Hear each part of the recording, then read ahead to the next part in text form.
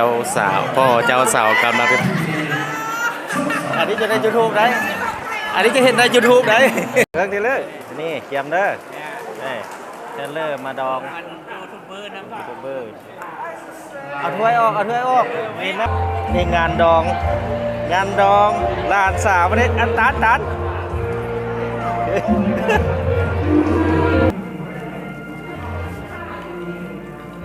เจ้าสาวแนมนะลอยเบื้องหลังเจ้าสาว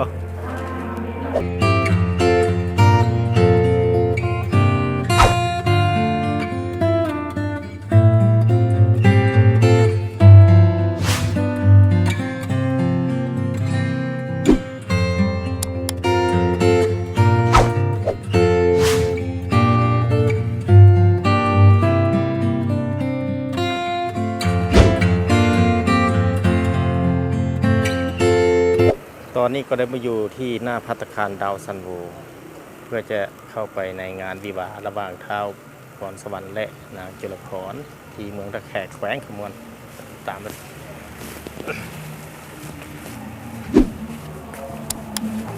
เข้าไปเลยสถานที่ที่ว่างามหลายเนาะ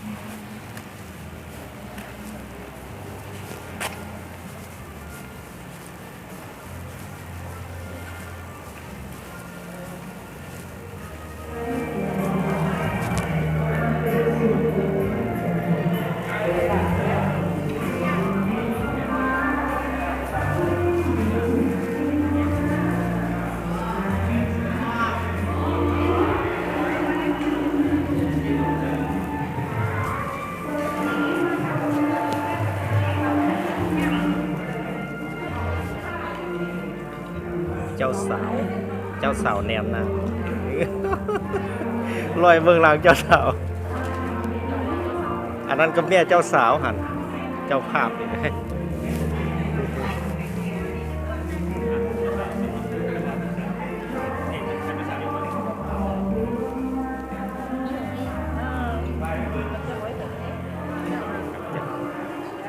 นี่ก็เป็นกระเกียม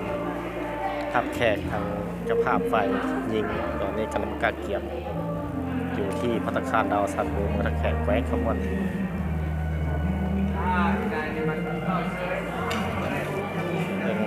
นี่เนาะสถานที่ก็ถือว่ากว้างขวาง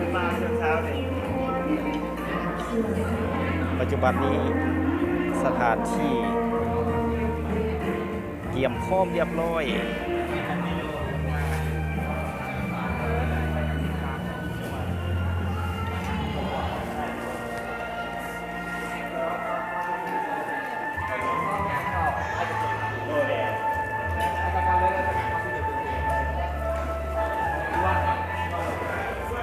นี่ก็เป็นทีมงานมือกล้องที่ว่าทำถ่ายรูปในงานดองมื้อนี้ที่ว่าทีมงานดีมีคุณภาพ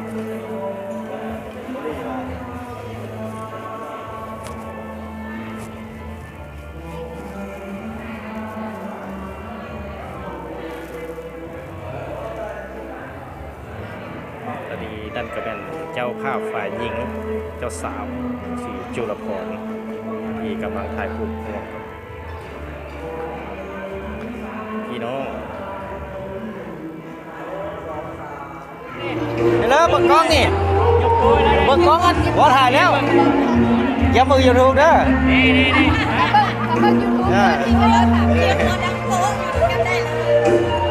นี่งานดองลานสาววันนี้อันตัน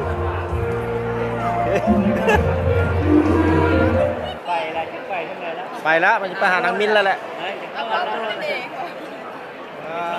เบิ้งภรรยางานอะไร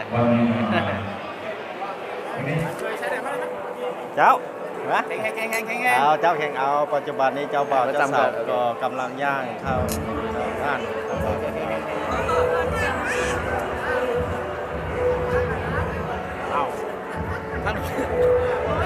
คือเอาสองคนควงเลยสัน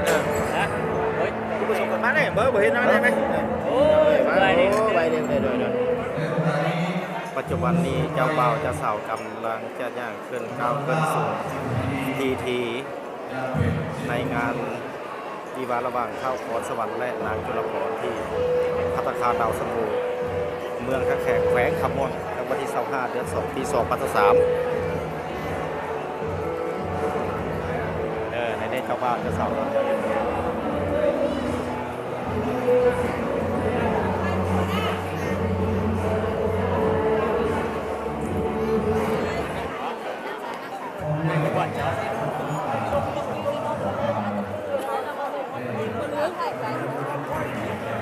นี่ก็เจ้าภาพฝ่ายยิงเมาแล้วบอกนี่เลยนี่เกียมเด้อนี่เทเลอร์มาดองยูทูบเบอร์นะยูทูบเบอร์เอาถ้วยออกมีหน้าเลยนี่เกียมเด้อได้ขอทานนะ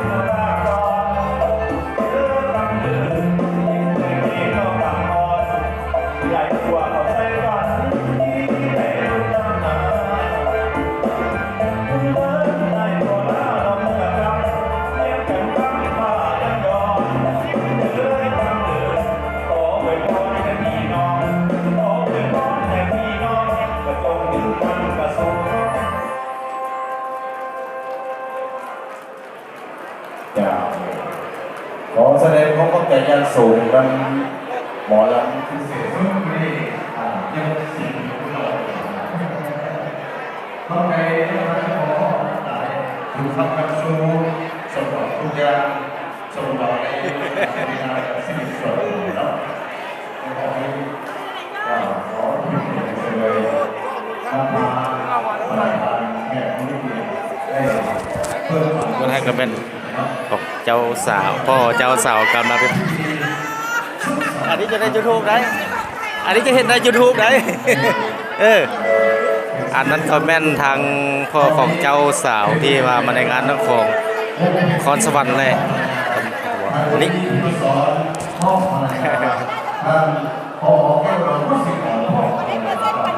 ได้เจ้าสิดัง YouTube แล้วป่ะนี้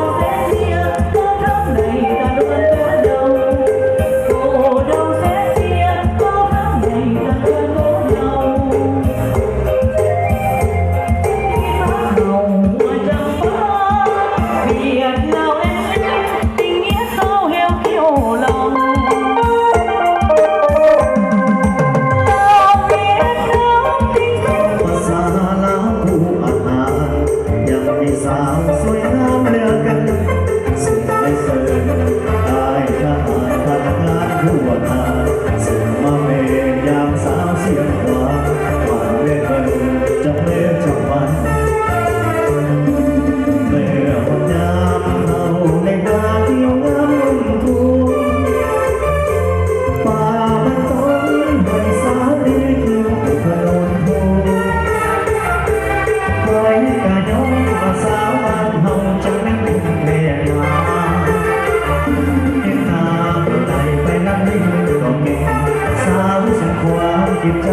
สันดังน้ำยวนวนไหลอยู่ร้องหมดแปดเราทั้งตีร้องหน้าอ่อนซ้อนเป็นสาวต้องร้องเป็นต้องหอม12ไม่ดีแปดรอคิดอีสานทหารเพื่อต้านทานกับโจรอากาศดีดีกาโอ้สาวเสียงขวางสารบานโมสมที่เป็นยิ่งนุ่มลาวปีลา แล้วก็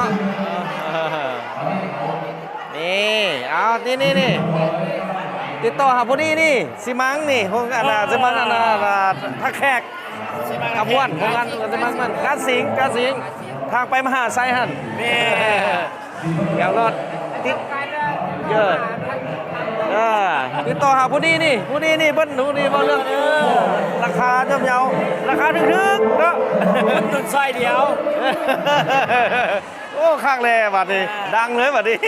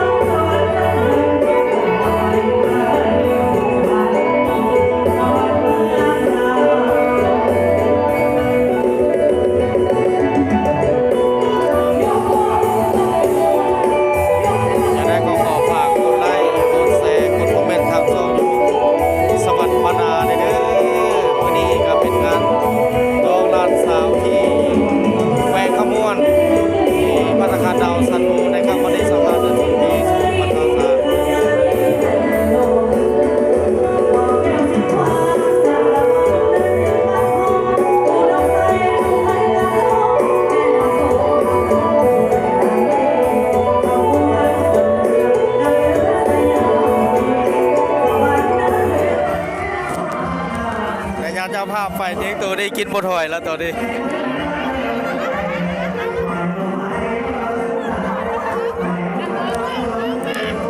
เป็นจะได้ม้วนจะบอกมาดิ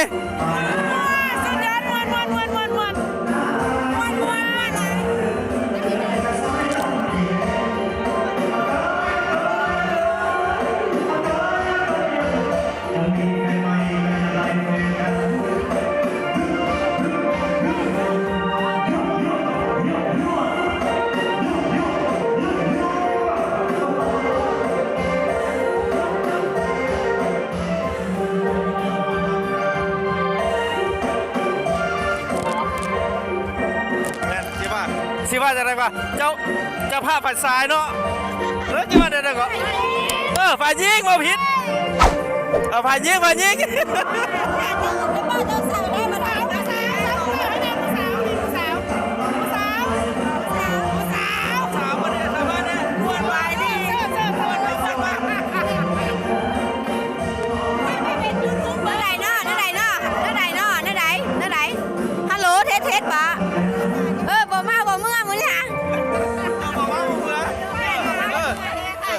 เขาบ่มาเขาบ่เมื่อเขาบ่เมื่อเขาบ่เมา แล้วกับมาม่าบอกเลยได้สิ เห็นแล้วอยู่ทางหลังครับมีแต่คนเมามีแต่คนเมาคนม่วน